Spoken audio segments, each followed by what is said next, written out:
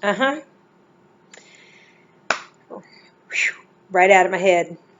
Right out. There it goes. Oh my gosh, when is lunch? Ugh. So close. So close. Hello, everyone. Today we are going to talk about how to become a master coach by building your technique. I'm going to show you ways to gather information in order to build your technique, how to apply that technique to make your athletes better, and how to make sure that you have common threads from lower level to higher level. Okay, so the first thing we're going to talk about is how to gather information, right? I mean, if you want to check out great technique, where do you go? Well, my first source in my coaching journey to become a master coach was always the PSA, the Professional Skaters Association. I am forever grateful for the information that I learned there, as well as the networking, which allows you to meet all these really great coaches and new people to provide better insight into your coaching. My recommendation is to gather as much information as you can, even if it conflicts with maybe what you grew up with skating, because skating is so different now. But go ahead and gather as much information as you can from all different coaches, because I think every coach you come across has something to give and something that you can learn from. The PSA also offers PSA TV, which has coaching tips, but there are hundreds of resources on YouTube that you can look at. And again, it's your job to decipher which one of those is going to work best for you. Not all of it is right, not all of it is wrong. So it's your job to get as much in your coaching basket as you can, gather as much as you can, and then it's going to be your job to shake it out and see what works for you and what makes sense to you in order for you to communicate that to your athletes. Once you've gathered the information and kind of figured out which technique works for you, now you have to explain it to your athletes, right? You really need to make sure that you're very clear what you want them to do, where you want their body, and when.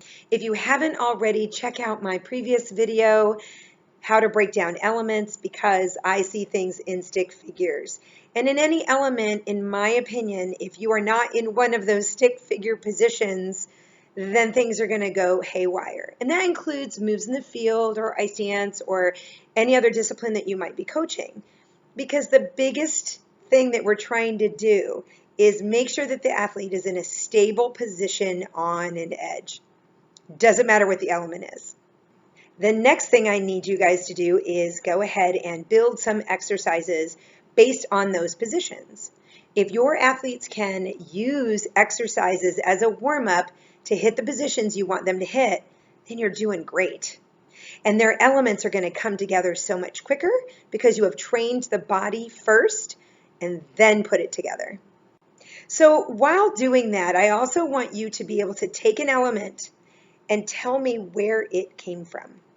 Right? What's the ancestry of a double sow cow, right? It's a forward outside edge. It's a forward outside three turn if you're using the three turn entry. It's a back inside edge. It's a deeper back inside edge.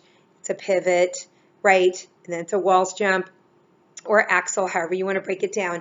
But my point is I want you to be able to trickle down to the very basic elements that make up that element, because it's like playing add-on.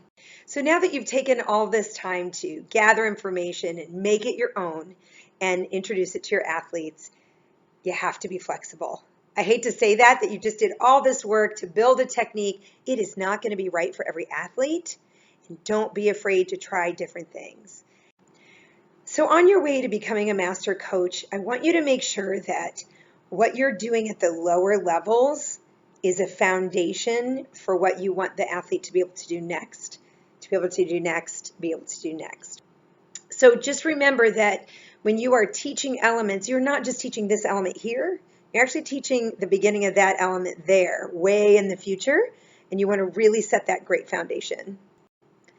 I think in my case, one of the biggest things that has helped me become a master coach is humility. Making sure that I put my ego aside.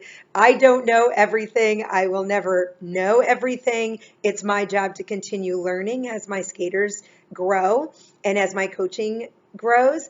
I know a lot. I've been coaching for a very long time, years, but I still want to learn more and make sure that I never stop growing. So I think once you stop learning and once you stop growing, then you're going to become stagnant, and so will your athletes. So please make sure that you can put your ego aside and don't be afraid to ask questions. That is the best way to find all of the answers that you're seeking. Not being afraid to ask questions is hugely valuable. In addition, always be aware of what other coaches are doing around you because you might pick up tips that'll help you as well. I hope you found this information helpful. I'll be more than happy to help you in your journey to becoming a master coach. Just reach out to me. But in the meantime, please give me a thumbs up and subscribe. And have a nice day.